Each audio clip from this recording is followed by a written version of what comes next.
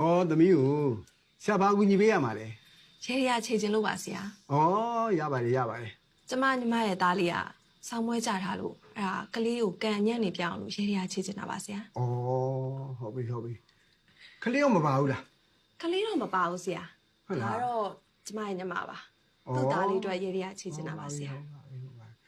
ဟိုခလေးနာမည်ကဘယ်လိုခေါ်တော့ ပြုံးမောင်မောင်ပါ ပြုံးမောင်မောင်ခလေးအမေနာမည်ကရော ခက်ခက်ပါ ခက်ခဲမှာ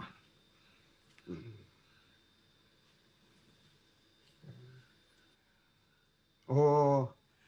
ခလေးကကန်ညံ့နေပြီဖြစ်နေတာကိုခလေးကကန်ညံ့နေတာလည်းမပြောနဲ့ဒီအမေကိုယ်တိုင်ကလည်းကန်ညံ့တဲ့ပုံမှာတက်ထိုင်နေတာကိုဒါကြောင့်မလို့အပူရုပ်တွေဖြစ်နေကြတာပေါ့အဲ့တော့ခလေးလေးကန်ညံ့တာတွေပျောက်သွားအောင်အမေကန်ညံ့တာတွေကိုအရင်အစီအမံနေနဲ့ဆရာလုပ်ပေးမှရမှာ ဟုတ်ကဲ့ပါဆရာလိုအပ်တာစီမံပေးပါဆရာ ဆရာအာယုံမှာညီလာကြားတာတွေကိုပြောမှဖြစ်တဲ့အတွက်သမီးတို့အနေနဲ့ကကောင်းတာတွေဖြစ်ချင်လည်းဖြစ်လာမယ်မကောင်းတာတွေဖြစ်လာရင်လည်းပါလာရင်လည်းသမီးတို့ခံနိုင်ရှိအောင်တော့စိတ်ကိုပြင်ဆင်ထားရမယ်နော် ဟုတ်ကဲ့ဆရာ သမီးခက်ခဲမှာအိမ်တော်ပြက်ကင်းရှိတယ်သမီးရဲ့အမျိုးသားကလေအပြင်မှာအမျိုးသမီးတစ်ယောက်နဲ့ตายရနေတာဒါကြောင့်မလို့သမီးတို့အိမ်တော်ကြီးကပူလောင်နေတာ မဖြစ်နိုင်တာပါဆရာရဲ့ဗါလေဆရာကဟိုကျမမျိုးသားအပြင်မှာနောက်တစ်ယောက်နဲ့ဖောက်ပြန်နေရလို့ပြောချင်တာလားမဖြစ်နိုင်ပါဘူးကျမယောက်ျားကျမပုံမှာအရန်သစ္စာရှိတာဘယ်နည်းနဲ့မှဖောက်ပြန်မဲ့လူမျိုးမဟုတ်ဘူးဟိုဆရာမြင်လာကြတာတွေကလွဲနေလို့လည်းတူပါတယ်